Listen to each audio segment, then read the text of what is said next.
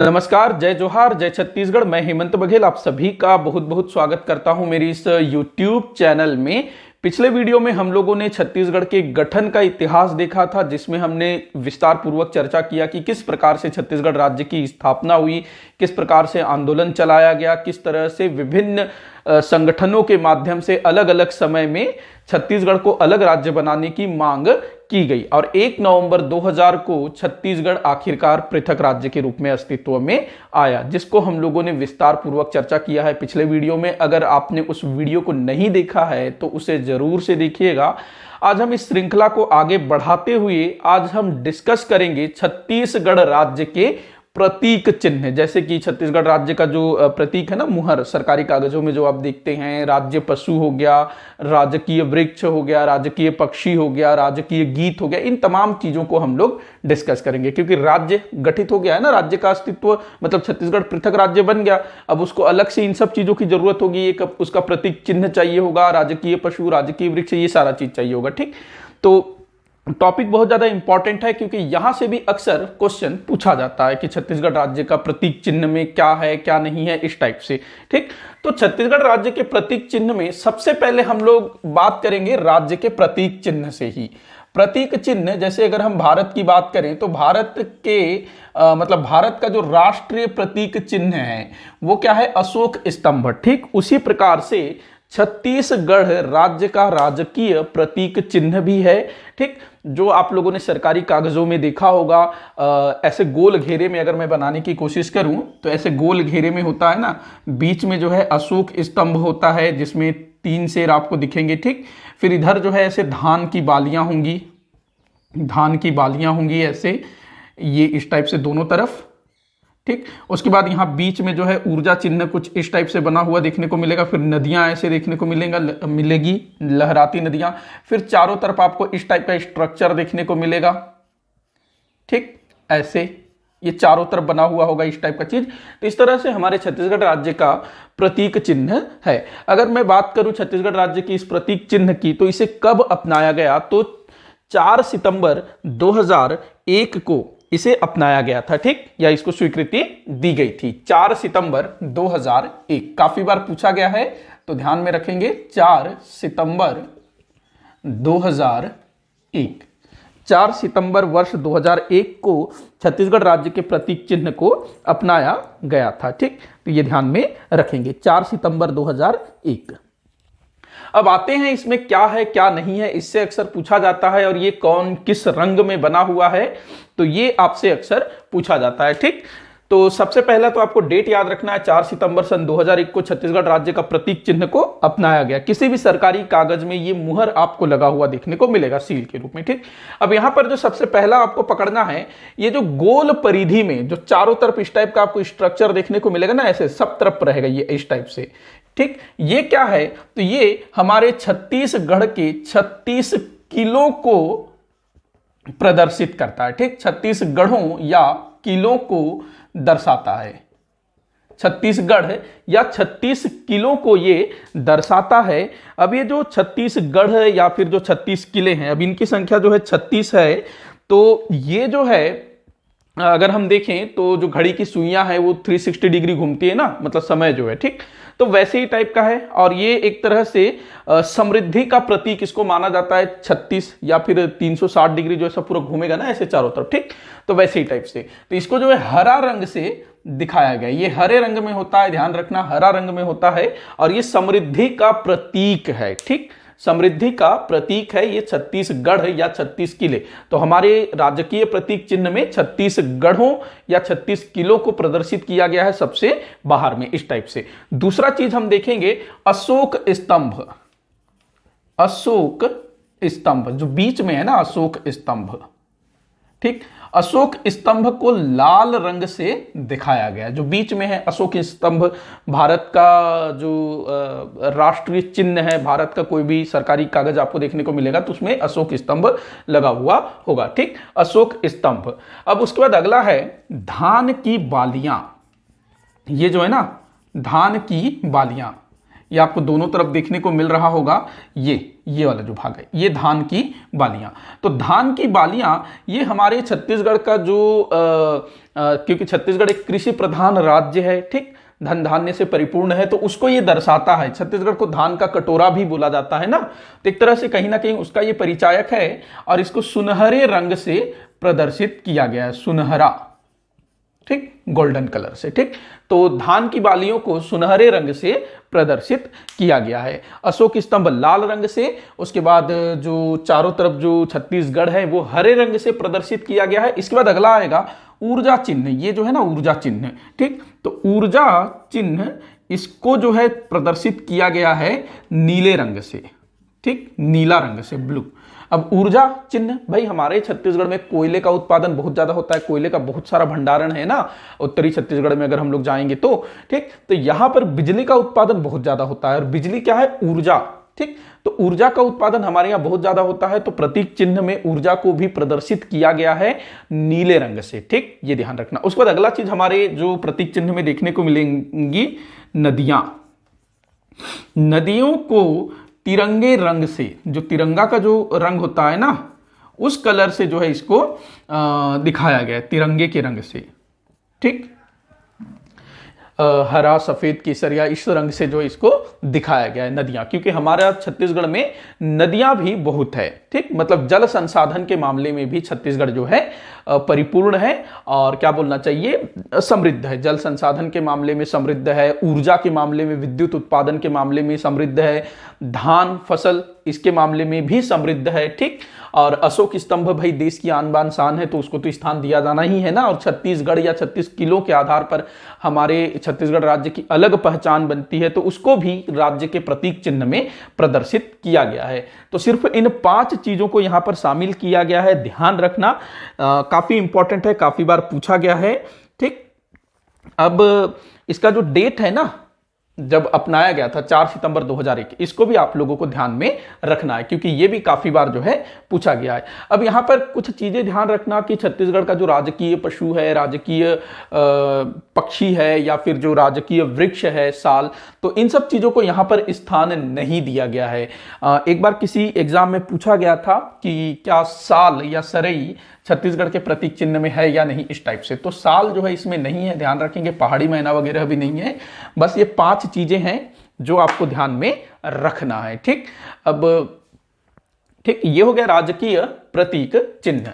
अब हम लोग देखते हैं राजकीय पक्षी, राजकीय पक्षी, कि भाई हमारे राज्य का राजकीय पक्षी क्या है। सभी को पता होगा, पहाड़ी मैना, बचपन से पढ़ रहे हो ना, पहाड़ी मैना छत्तीसगढ़ राज्य की राजकीय पक्षी है। भारत का क्या है भाई, तो मोर है ना, ठीक, पहाड़ी मैना। अब इतना जान लेना आपके लिए जरूरी नहीं है, ध्यान रखना, इतना जान लेना आप लोगों के लिए जरूरी नहीं है। इसके अलावा भी और भी बहुत सारी चीजें आपको जाननी है पहाड़ी मैना के विषय में। तो देखते हैं भाई पहाड़ी मैना के बारे में आपको और क्या जानना है। तो सबसे पहला चीज तो भाई इसका जो वैज्ञानिक नाम है वो आपको ध्यान में रखना है। तो इसका वैज्ञानिक नाम ग्रेकुला, GRACULA, ग्रेकुला, कहाँ गया, Gracula religiosa, Gracula religiosa, religiosa, Gracula religiosa peninsuela, PE पेनिनसुलारिस,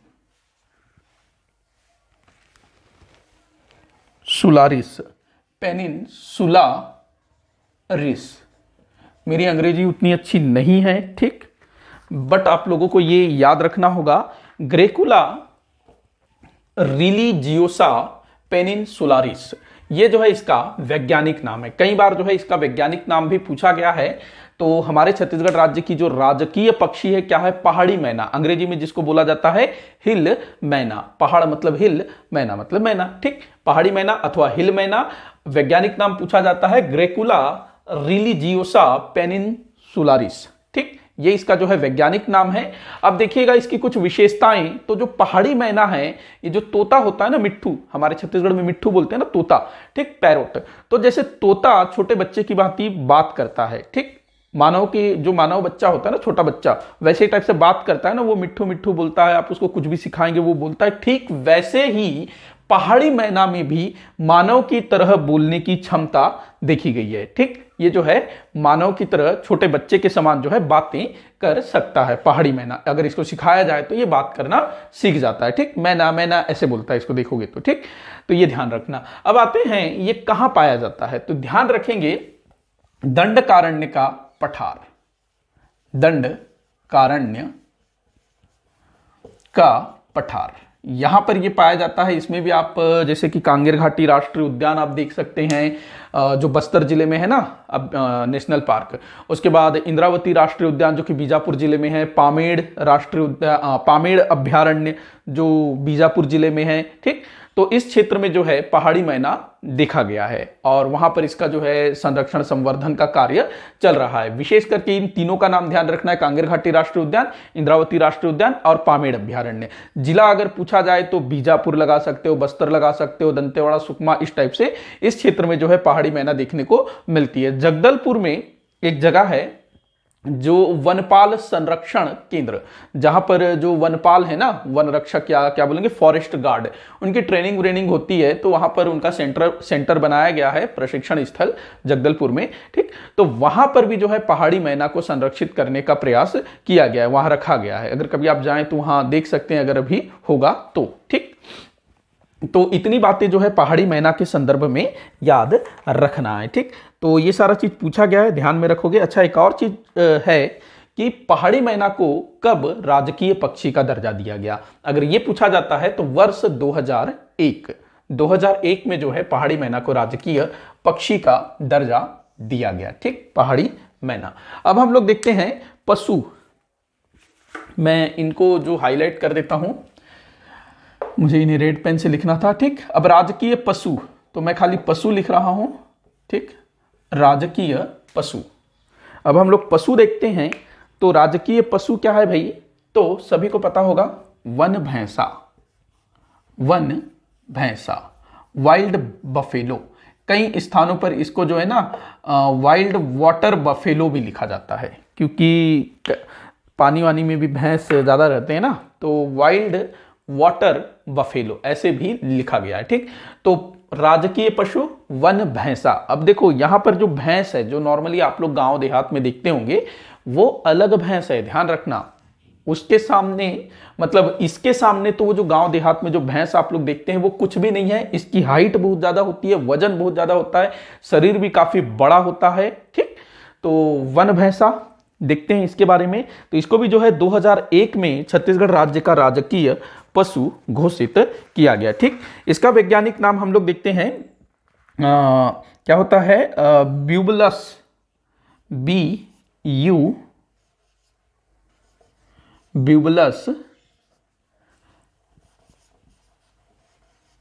ब्यूबालिस। ठीक, ये इसका वैज्ञानिक नाम। इसको एक और नाम से भी जाना जाता है, ब्यूबलस अर्नी, ब्यूबलस अर्नी, ARNEE, ब्यूबलस अर्नी। ठीक, ब्यूबलस अर्नी या फिर ब्यूबलस ब्यूबालिस, ये जो है इसका वैज्ञानिक नाम। वैज्ञानिक नाम भी पूछा जाता है, ध्यान में रखोगे। वन भैंसा या इसको जंगली भैंसा भी बोला जाता है। ठीक, तो अब इसका जो है ना, जो नर वन भैंसा होता है, जो नर होता है उसको बोला जाता है अरना, अरना, और जो मादा होगी उसको बोला जाएगा अरनी, अरनी। नर को अरना और मादा को अरनी। अब इसका संकेंद्रण कहां पर है ये हम लोग देखते हैं। तो इसके संकेंद्रण की अगर बात करें तो उदंती अभ्यारण्य, ठीक, जो गरियाबंद जिले में ना, गरियाबंद धमतरी जिले में उदंती अभ्यारण्य, ठीक, गरियाबंद जिले में वहां देखने को मिलता है। उसके बाद इंद्रावती राष्ट्रीय उद्यान बीजापुर, पामेड़ अभ्यारण्य बीजापुर, यहां पर जो है जंगली भैंस या वन भैंस या वाइल्ड बफेलो बोलो या ब्यूबलस ब्यूबालिस बोलो, ये जो है वहां हमको देखने को मिलता है। ठीक, तो 3 अभ्यारण्य, 2 अभ्यारण्य और 1 राष्ट्रीय उद्यान का नाम आपको ध्यान में रखना है। ठीक, अब यहां पर एक और चीज ध्यान रखना कि जो वन भैंसा है या फिर पहाड़ी मैना है, ये विलुप्त प्राय प्रजाति है। विलुप्त प्राय प्रजाति मतलब जैसे कि आप लोग देखना जो गाय बैल है, कुत्ते हैं, बंदर हैं, या जंगली जानवरों में और हिरण वगैरह को देख ले तो काफी सारे ऐसे जो जीव हैं ये विलुप्त प्राय नहीं है, हर जगह आपको देखने को मिलेंगे, बंदर वंदर हर जगह देखने को मिलेगा ना। लेकिन जो पहाड़ी मैना है, वन भैंसा है, ये काफी रेयर है, बहुत कम देखने को मिलते हैं, क्योंकि इनका जो है बहुत ज्यादा शिकार हुआ, ठीक। और वर्तमान समय में इनके रहने लायक जगह नहीं है, क्योंकि भाई ये इतने विशालकाय हैं पहाड़ जो अपना वन भैंसा, कि भाई ये अगर किसी क्षेत्र में जाए, मानव बसाहट में जाए, तो वहां पर बर्बाद भी कर सकते हैं। तो लोग जो है इनका शिकार कर देते हैं, और ब्रिटिश काल में काफी शिकार इनका हुआ भी है, ठीक। तो ये विलुप्त प्राय प्रजाति है, ये ध्यान रखेंगे, पहाड़ी मैना और वन भैंसा। तो इसका एक पूछा जाता है कि वन भैंसा को किससे खतरा है, तो यहां पर सबसे पहले तो भाई इसको शेर से खतरा है, जो शेर बाघ है ना, इनसे खतरा है, क्योंकि जो शेर है इनका शिकार करते हैं, और शेर के लिए अच्छा मतलब क्या बोलना चाहिए, मील साबित होता है वन भैंसा, क्योंकि इसका आकार बहुत बड़ा है। और हालांकि शेर को इनका शिकार करने में एड़ी चोटी का जोर लगाना पड़ता है, लेकिन एक बार एक भैंस को अगर मार दिया जाए शेर के द्वारा, तो वो जो है काफी समय तक उससे अपना पेट भर सकता है, ठीक। तो शेर इसका सबसे बड़ा दुश्मन हम बोल सकते हैं। और जो वन भैंसा है, चूंकि इसका आकार वाकार बहुत बड़ा है, तो कई बार जो है भागने वागने में इसको दिक्कत हो जाती है। इसके सींग विंग भी बड़े बड़े होते हैं, तो कई बार वो होता ही है, झाड़ियों में फंस जाता है, कहीं भी फंस जाता है, तो ऐसे समय में शेर को मौका मिल जाता है। दूसरा, शिकारी, मानव शिकारी, ठीक। इसका शिकार भी बहुत होता है, ब्रिटिश काल में तो बहुत शिकार हुआ था। आप लोग जैसे बस्तर जाएंगे, वहां का जो जिला मुख्यालय है जगदलपुर, तो वो जो काकतीय राजाओं की राजधानी हुआ करती थी, वहां पर उनका राजमहल भी है। तो उनके जो राजमहल है ना, उनका जो राजमहल है काकतीय राजाओं का, तो राजमहल के दरबार हॉल में वन भैंसा का जो सर है ना, ऊपर वाला भाग, सिर, उससे जो है सजावट की गई है। क्या किया गया है, वन भैंसे के सिर को जो है वो, मतलब उसका शिकार किया गया होगा, और उसके सिर को जो है अलग करके उसका अंदर का सारा माल निकाल करके उसके खाल में भूसा भर के उसको जो दीवार में डेकोरेट करके लगा दिया गया है, ठीक। तो उसके बड़े बड़े सिंग भी आपको देखने को मिलेंगे, बिल्कुल वो एकदम रियल टाइप का लगेगा, क्योंकि मैं जगदलपुर का हूं तो मैं वहां काफी बार गया हुआ हूं, ठीक। तो वो एकदम रियल सा लगेगा। तो वैसा शिकार जो है ब्रिटिश काल में बहुत देखने को मिला है। अंग्रेज भी यहां पर आते थे वन भैंसा का शिकार करने के लिए, ठीक। तो ऐसा जो शिकार है उसके चलते जो है वे काफी ज्यादा कम हो गया है, ठीक। अगला जो इसको खतरा होता है वो होता है रिंडर पेस्ट। एक बीमारी है जो कि वन भैंसा में देखने को मिलता है, रिंडर पेस्ट। तो आपसे क्वेश्चन पूछा जा सकता है, रिंडर पेस्ट किस जानवर में होने वाली बीमारी है, ठीक। तो ये अधिकतर वन भैंसा में देखने को मिलता है, और दूसरे जानवरों में भी होता होगा, मुझे नहीं मालूम, आप लोग बताने की कोशिश करिएगा, ठीक। तो शेर, मानव शिकारी, रिंडर पेस्ट, ये कुछ चीजें हैं जिनसे इनको खतरा है। इसके अलावा अगला जो खतरा हम लोग इसमें देखेंगे वो है जंगलों का कटना, ठीक। क्योंकि इनका जो क्षेत्र है भाई, इंद्रावती राष्ट्रीय उद्यान, इधर अपना उदंती, पामेड़, ठीक। हालांकि यहाँ पर जंगल काफी कम कट रहे हैं, लेकिन फिर भी जंगलों का जो क्षेत्रफल है वो धीरे धीरे कम हो रहा है। अब जंगल नहीं रहेंगे तो ये कहाँ रहेंगे भाई, मानव तो मैदान में रह लेगा ना, जो आदिवासी हैं वो धीरे धीरे मैदान में रहना सीख जाएंगे, लेकिन ये लोग नहीं रह पाएंगे ना, इनको तो जंगल ही चाहिए, ठीक। तो इन सब चीजों से जो है इनको क्या बोलना चाहिए, इनकी प्रजाति जो है विलुप्ति की कगार पर पहुंची हुई है। अब अगला चीज जो मोस्ट इंपॉर्टेंट हो सकता है, एक राजा थे हर्षवर्धन। हर्षवर्धन, मेरा जो भारत का इतिहास वाला वीडियो में मैंने हर्षवर्धन को डिटेल से पढ़ाया हुआ है। 7वीं शताब्दी में लगभग 40-50 साल तक इन्होंने उत्तर भारत में शासन किया था हर्षवर्धन ने, ठीक। हर्षवर्धन का एक दरबारी कवि था बाणभट्ट, ठीक, बाणभट्ट। अब जो बाणभट्ट था, इसने हर्षचरित नामक पुस्तक की रचना की थी, जिसमें हर्षवर्धन के बारे में काफी कुछ लिखा गया है, ठीक। बाणभट्ट की हर्षचरित काफी फेमस है, पता होगा आप लोगों को। इसकी एक दूसरी रचना है जिसका नाम है कादंबरी। कादंबरी, हर्षचरित में बाणभट्ट ने अपने राजा हर्षवर्धन के बारे में लिखा है काफी सारा। इसकी जो बहन थी राज्यश्री, इसका भाई था, उन सब के बारे में काफी कुछ लिखा है, किस तरह से इसको, इसके पिता की मृत्यु हो जाती है बाल्यकाल में ही, मतलब जब ये छोटा था, और काफी कम उम्र में ये राजा बनता है। ये तमाम चीजें हर्षचरित में लिखा गया है। दूसरी जो पुस्तक है कादंबरी, किसकी, बाणभट्ट की, ठीक। तो कादंबरी में बाणभट्ट ने भारत के विभिन्न क्षेत्रों के बारे में लिखा है। ठीक, तो इसी कादंबरी में बाणभट्ट ने इस वन भैंसा का भी जिक्र किया है। इसने क्या लिखा है कादंबरी ने कि बांधवगढ़, बांधवगढ़ कहाँ है पता है? मध्य प्रदेश में है ना बांधवगढ़। ठीक, बांधवगढ़ से लेकर के जो बस्तर तक का जो क्षेत्र है, बस्तर को उस समय जो है दंडकारण्य, महाकांतर, कांतर, इन सब नामों से जाना जाता था। ठीक, तो बांधवगढ़ से लेकर के बस्तर, इन्होंने मतलब अलग से लिखा होगा, बांधवगढ़ से लेकर महाकांतर तक इस टाइप से। ठीक, तो बांधवगढ़ से लेकर के बस्तर तक का जो जंगल है, उस जंगल में विशालकाय जंगली भैंसे निवास करते हैं, ऐसा इन्होंने लिखा है कादंबरी में। उसके बाद ये लिखते हैं बाणभट्ट जी कि ये जो जंगली भैंसे हैं ये साक्षात मृत्यु के रूप हैं। ठीक, साक्षात मृत्यु के रूप हैं, ऐसा इन्होंने लिखा है। क्योंकि ये इतने विशालकाय, इसमें इन्होंने उनका जिक्र किया है वन भैंसा का, ये बहुत ज्यादा विशाल होते हैं, इसको देखोगे तो आपकी हालत खराब हो जाएगी। प्लस ये साक्षात मृत्यु के रूप है या मृत्यु का प्रतीक है। ठीक, मतलब उसके सामने कोई आदमी चला जाए तो भाई एक आध लात मार दे तो आदमी की जान ही निकल जाए। ठीक, तो ये आपसे पूछा जा सकता है कि वन भैंसा का जिक्र किस प्राचीन पुस्तक में मिलती है या किस कवि ने इसका जिक्र किया है, तो ये आप ध्यान में रखेंगे। बाणभट्ट इसने जो है कादंबरी में इसका जिक्र किया हुआ है वन भैंसा का। ठीक, तो मृत्यु के, साक्षात मृत्यु के प्रतीक या साक्षात मृत्यु का रूप इसको बताया गया है। ठीक, आगे बढ़ते हैं। राजकीय प्रतीक हो गया, राजकीय पक्षी हो गया, राजकीय पशु हो गया। अब हम लोग बात करते हैं राजकीय वृक्ष। राजकीय शब्द लिख लेना, वृक्ष। तो हमारे छत्तीसगढ़ का राजकीय वृक्ष क्या है? साल, जिसको सरई भी बोला जाता है। ठीक, काफी महत्वपूर्ण है साल अथवा सरई। ठीक, ये हमारे छत्तीसगढ़ का राजकीय वृक्ष है। भारत का राजकीय वृक्ष क्या है? कमेंट बॉक्स में बताना आप लोग। ठीक, तो देखते हैं राजकीय वृक्ष साल अथवा सरई के बारे में। तो साल अथवा सरई, इसको ही क्यों छत्तीसगढ़ का राजकीय वृक्ष घोषित किया गया, क्यों बनाया गया? ठीक, तो इसके पीछे रीजन है कि जो साल है, हमारे छत्तीसगढ़ में जितने क्षेत्र में वन है ना, लगभग 43% क्षेत्र में वन है। छत्तीसगढ़ के कुल क्षेत्रफल का 43% भाग में वन देखने को मिलता है। ठीक, वन वाला हम लोग देखेंगे।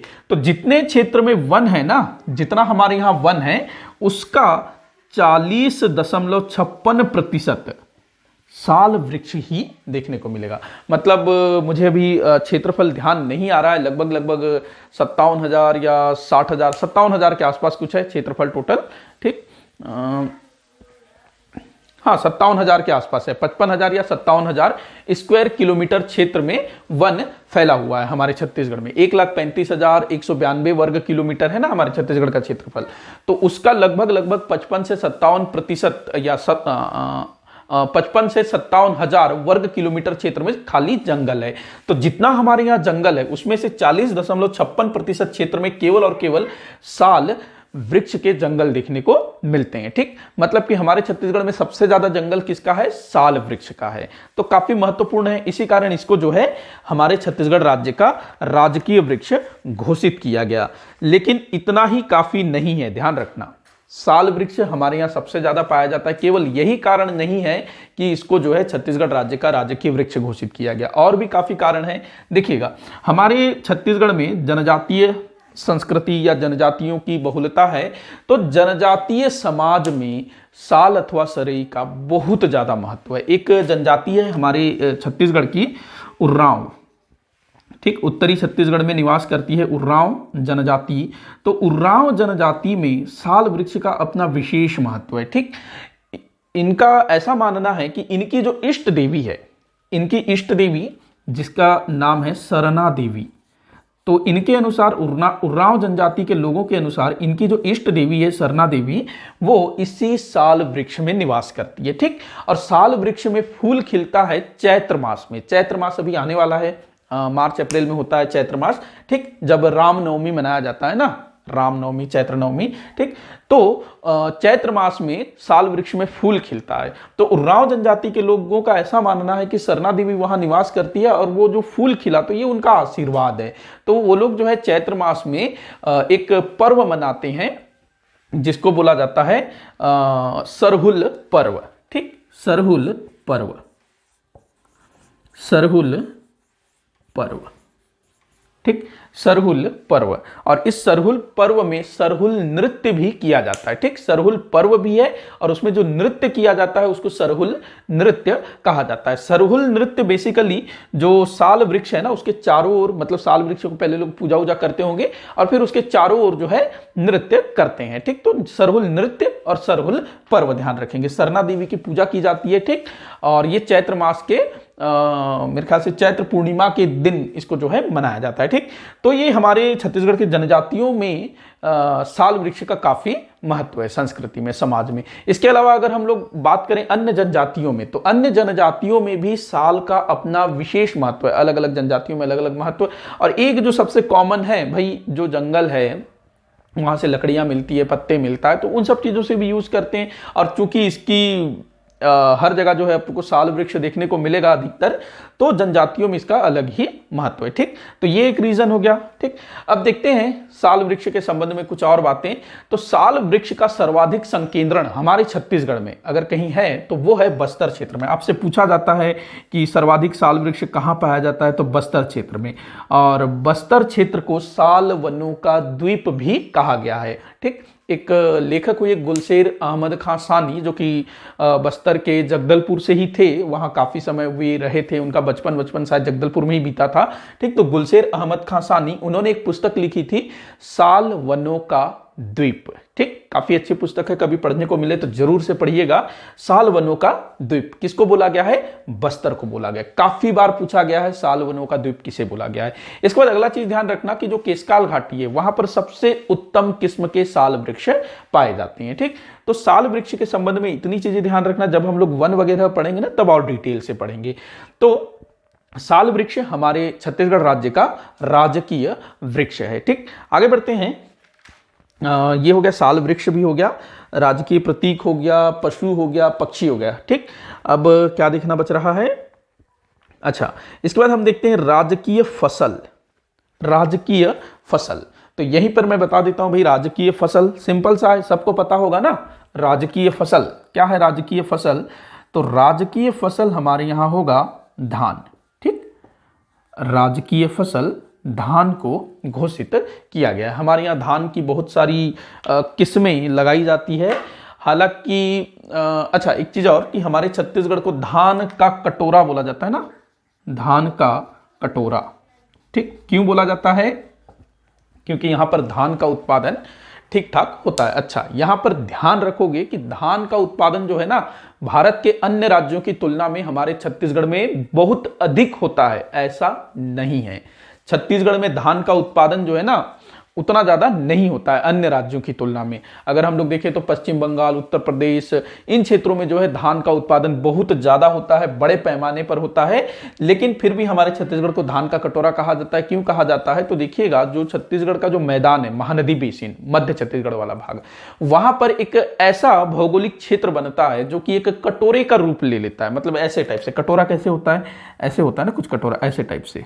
ठीक, तो जो छत्तीसगढ़ का जो मैदान वाला जो भाग है, कुछ ऐसे बना लेते हैं कटोरा। ठीक, ऐसे इधर जो है ना ऊंचा ऊंचा भाग है, चारों तरफ ऊंचा ऊंचा भाग है और बीच में ऐसा सपाट मैदान है। ठीक, तो बीच का जो सपाट मैदान है वहां पर धान का उत्पादन काफी अच्छे से होता है। ठीक, तो इसको जो है बोला जाता है धान का कटोरा। जब हम लोग छत्तीसगढ़ का भूगोल पढ़ेंगे, प्राकृतिक प्रदेश पढ़ेंगे ना, तब इसको मैं डिटेल से बताऊंगा। फिलहाल के लिए ध्यान रखना है कि छत्तीसगढ़ में धान का उत्पादन अन्य राज्यों की तुलना में कम होता है। ठीक, लेकिन फिर भी अच्छा खासा होता है, लेकिन सर्वाधिक उत्पादन हमारे छत्तीसगढ़ में नहीं होता। अगर ऐसे पूछेगा कि भारत में सर्वाधिक धान का उत्पादन छत्तीसगढ़ में होता है, इसीलिए इसको धान का कटोरा कहा जाता है, तो ये स्टेटमेंट जो है गलत होगा, तो इसको ध्यान में रखोगे। ठीक, धान का कटोरा, मध्य छत्तीसगढ़ में जो है धान अधिकतर लगाया जाता है। ठीक, तो ये चीजें हो गया, ध्यान रखेंगे।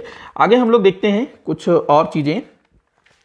छत्तीसगढ़ की आकृति की अगर मैं बात करूं तो छत्तीसगढ़ की आकृति जो है ये समुद्री घोड़े के समान है ना, समुद्री घोड़ा, जिसको अंग्रेजी में बोलेंगे सी हॉर्स।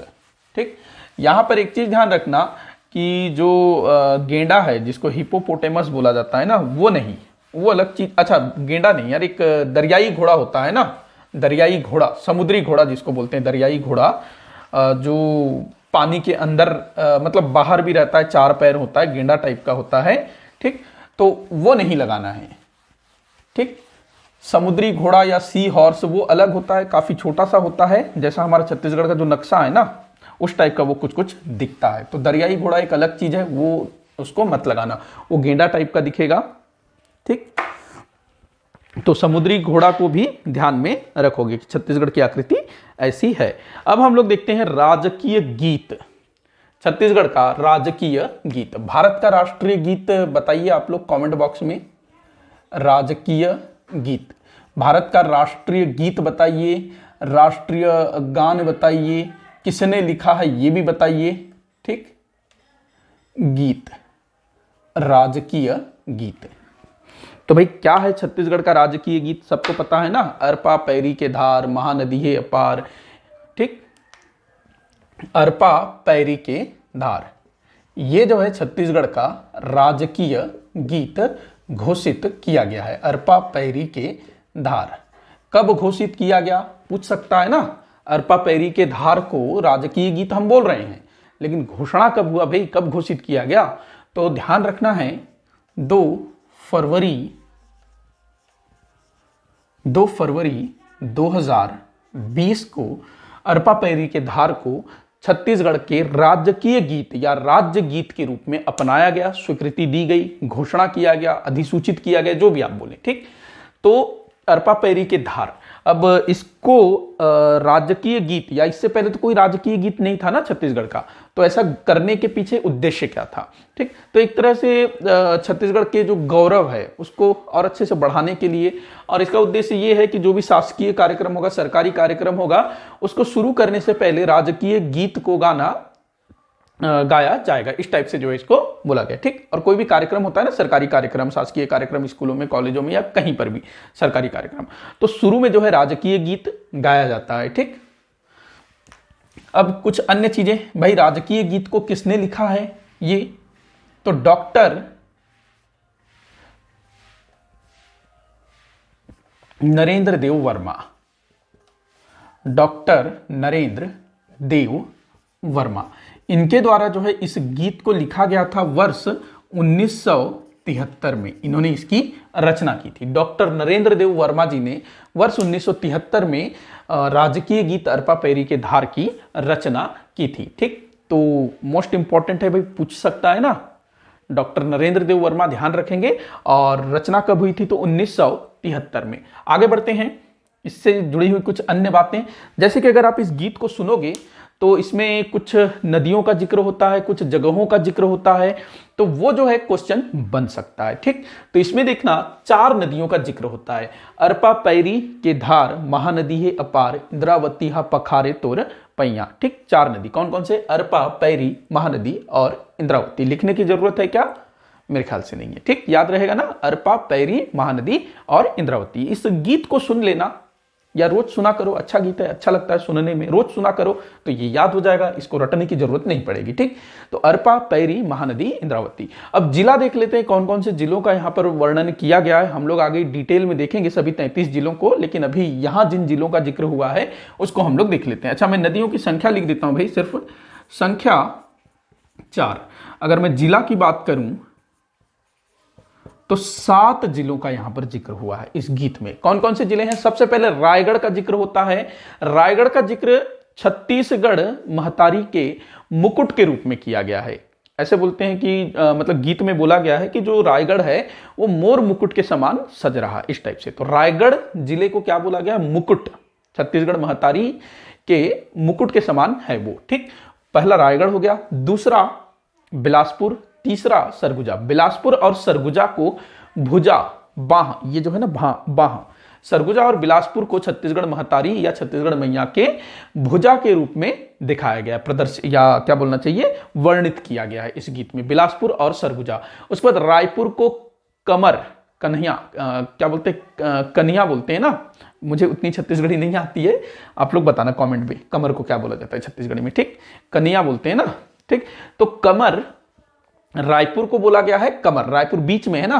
उसके बाद राजनांदगांव को बोला गया है कमरबंद, जो करधनी होता है ना, जो कमर में पहनते हैं करधनी, वो बोला गया है राजनांदगांव को। उसके बाद दुर्ग और बस्तर को बोला गया है पायल या फिर पैर की उपमा दी गई है। ठीक, तो ये 7 जिले रायगढ़, बिलासपुर, सरगुजा, रायपुर, राजनांदगांव, दुर्ग और बस्तर, इनका जिक्र जो है हमको इस गीत में देखने को मिलता है। तो ये चीजें ध्यान में रखोगे। अच्छा, इसके गायन अवधि पूछा जाता है तो गायन अवधि ध्यान रखेंगे 1 मिनट 15 सेकंड या 1.15 मिनट, 1 मिनट 15 सेकंड, या इसी को हम लोग बोल सकते हैं 75 सेकंड, ऐसे बोल सकते हैं ना। सेकंड में भी पूछ सकता है, तो हर तरह से तैयार रहना है। ठीक, 60 और 15 75 होगा ना। तो 1 मिनट 15 सेकंड इसकी गायन अवधि है। ठीक, आगे देखते हैं। राजकीय गीत ये भी हो गया। अब हम लोग देखते हैं राज्योत्सव। ये भी हम लोग प्रतीक चिन्ह में ले सकते हैं ना राज्योत्सव को, राज्योत्सव। ठीक, ये हो गया।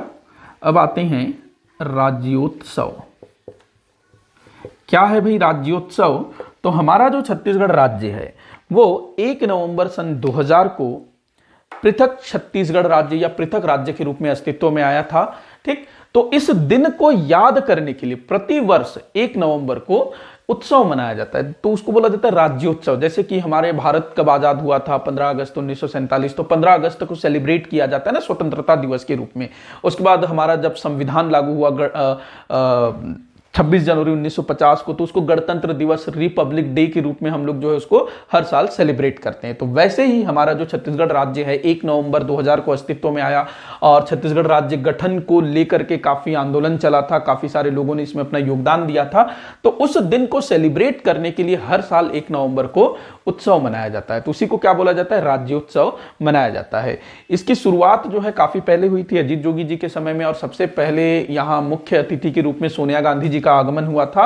और शुरू में जो राज्योत्सव है वो जो रायपुर में जो साइंस कॉलेज ग्राउंड है, साइंस कॉलेज मैदान, वहां पर आयोजित होता था। साइंस कॉलेज ग्राउंड, ध्यान रखना, पूछा भी जा सकता है। साइंस कॉलेज ग्राउंड में राज्योत्सव का आयोजन होता था। लेकिन 2004 से लेकर के 2018 तक हमारे जो मुख्यमंत्री रमन सिंह जी हैं, उनके समय से जो छत्तीसगढ़ राज्योत्सव है, इस कार्यक्रम का आयोजन राज्योत्सव ग्राउंड, जो कि वर्तमान समय में नवा रायपुर अटल नगर में आता है, वहां पर जो है इसका आयोजन होता था। ठीक, नवा रायपुर अटल नगर में है राज्योत्सव मैदान, तो वहां पर आयोजित होता था 2004 से लेकर के 2018 तक। फिर 2018 में काका की सरकार बनती है, तो उसके बाद जब अगला राज्योत्सव मनाया गया तो वो फिर से साइंस कॉलेज मैदान में आयोजित किया गया। ठीक, तो ये भी ध्यान में रखना है, साइंस कॉलेज मैदान में काका के समय, भूपेश बघेल जी के समय, और अभी जो नई सरकार आई है, अब देखना होगा कि ये आगे कहां पर राज्योत्सव का आयोजन किया जाएगा। ठीक, अब राज्योत्सव जो है 5 से 7 दिन का लगता है, अभी जहां तक 5 दिन का लगता है, शुरू में रमन सिंह के समय में 7 दिन का होता था, और जिलों में भी इसको करवाने की बात हुई थी, और मेरे ख्याल से जिलों में इसका आयोजन हुआ भी था। ठीक, अब राज्योत्सव में होता क्या है, तो इसमें प्रदर्शनी टाइप का लगाया जाता है, विभिन्न कार्यक्रम होता है, और बाहर से कलाकारों को भी बुलाया जाता है। ठीक, और मेहमानों को भी बुलाया जाता है बाहर से भी। ठीक, तो राज्योत्सव ध्यान रखेंगे प्रति वर्ष जो है 1 नवंबर को मनाया जाता है, और राज्योत्सव के दिन जो है काफी सारी घोषणाएं भी होती है, पुरस्कारों का वितरण भी होता है। अगला हम लोग देखते हैं छत्तीसगढ़ महतारी प्रतिमा। छत्तीसगढ़ महतारी प्रतिमा अभी हाल के वर्षों में ही भूपेश बघेल जी की जो सरकार थी, उस समय में इसको स्थापित किया गया था, छत्तीसगढ़ महतारी प्रतिमा। ठीक, छत्तीसगढ़ महतारी प्रतिमा। महतारी का मतलब होता है माता, मैया। ठीक, तो छत्तीसगढ़ महतारी प्रतिमा।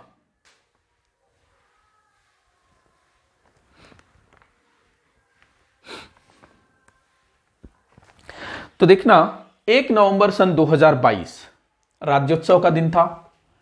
1 नवंबर सन 2022। अभी रिसेंट है, मतलब अभी 2024 चल रहा है ना, ज़्यादा पुराना नहीं है। 1 नवंबर सन 2022 को राज्योत्सव के समय छत्तीसगढ़ के तत्कालीन मुख्यमंत्री श्री भूपेश बघेल जी के द्वारा रायपुर के कलेक्टोरेट चौक में एक प्रतिमा स्थापित की जाती है, जिसको नाम दिया गया छत्तीसगढ़ महतारी प्रतिमा।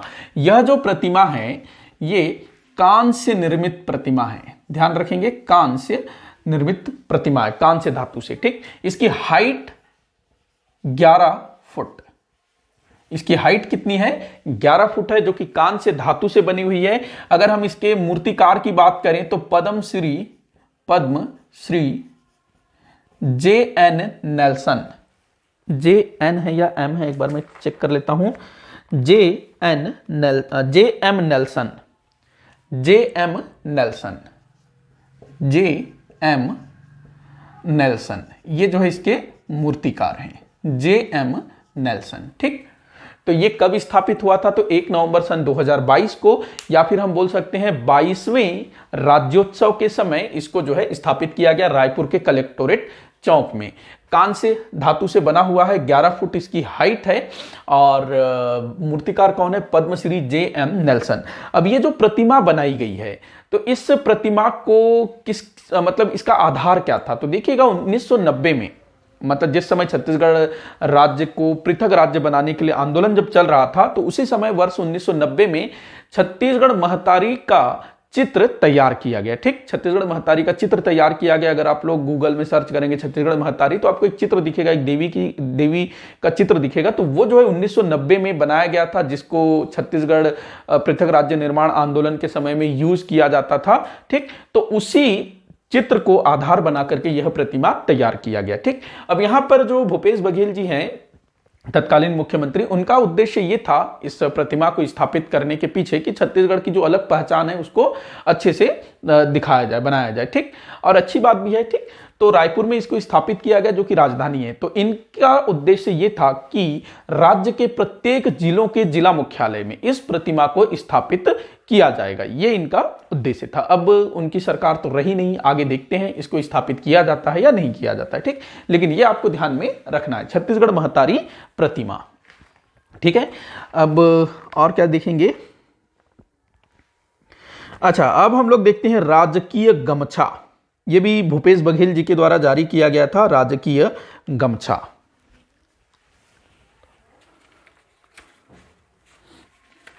राजकीय गमछा।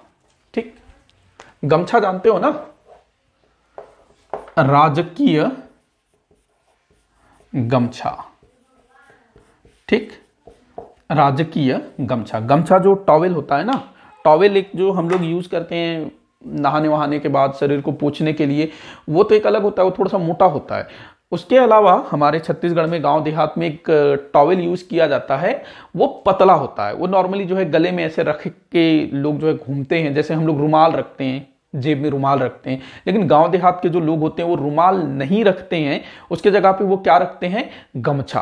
ठीक, ये उत्तर भारत में भी रखा जाता है, मतलब भारत के ग्रामीण क्षेत्र में काफी आपको देखने को मिलेगा गमछा। ठीक, जो कि ऐसे गले में रखा जाता है, और उससे जो है ये लोग मुंह वगैरह पोंछने का काम लेते हैं। वो थोड़ा सा पतला होता है। ठीक, जो टॉवेल हम लोग घरों में यूज करते हैं ना नहाने वहाने के बाद पोंछने के लिए, वो थोड़ा सा मोटा होता है, वैसा वो नहीं होता है। ठीक, क्योंकि अगर मोटा टॉवेल को वो गले में लेके घूमेगा तो अजीब सा लगेगा ना, तो वो पतला सा होता है, और वो अलग अलग किस्म के होते हैं जिसको गले में रख के घुमा जाता है। ठीक, तो राजकीय गमछा भी कुछ वैसे ही है। इसको कब जारी किया गया था? तो 14 अक्टूबर 2021 को जो है इसको जारी किया गया था, या सीधा हम बोले लॉन्च किया गया था।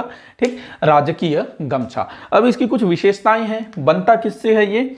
तो टसर सिल्क, टसर सिल्क और खादी, टसर सिल्क और खादी से मिलकर के ये बनता है। ठीक, और काफी महंगा होता है, 1400-1500 कुछ का ये बिकता है ऑनलाइन। ठीक, चाहो तो खरीद सकते हो भाई। गमछा अगर मार्केट में लेने जाओ तो मेरे ख्याल से 30, 40, 50 रुपए, ज़्यादा से ज़्यादा 100 रुपए में मिल जाएगा अच्छा गमछा। लेकिन ये जो है ये 1400-1500 का मिलेगा। अगर खरीदना चाहो खरीद सकते हो, काफ़ी सारी चीज़ें हैं इसमें।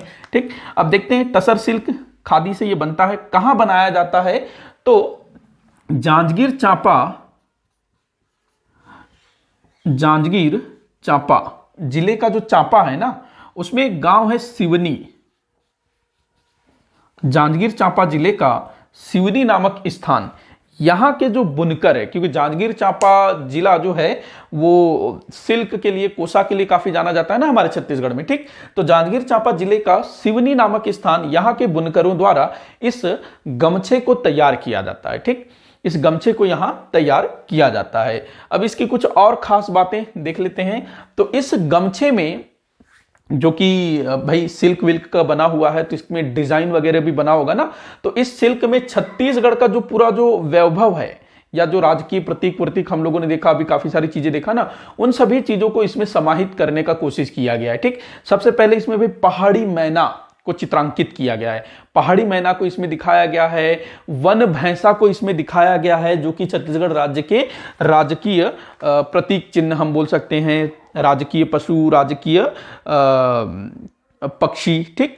तो पहाड़ी मैना, वन भैंसा, उसके बाद अगला चीज जो इसमें है गोदना। गोदना हमारे छत्तीसगढ़ के जनजातियों में प्रसिद्ध है ना, गोदना, ठीक। तो गोदना इसमें हमको देखने को मिलेगा, गोदना जो चित्रकला है वो हमको देखने को मिलेगा। इसके बाद मांदर, लिखते जाऊं क्या, एक तो मैना, ठीक, भैंसा, वन भैंसा, गोदना,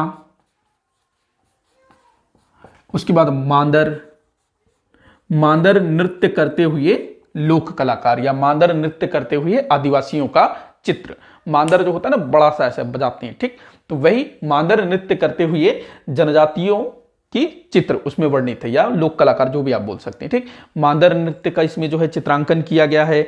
उसके बाद यहां पर धान की बालियां, धान की बाली, हमारे छत्तीसगढ़ में धान अच्छा खासा होता है ना, हल जोतता हुआ किसान, क्योंकि कृषि प्रधान हमारा क्षेत्र है, राज्य है, हल जोतता हुआ किसान।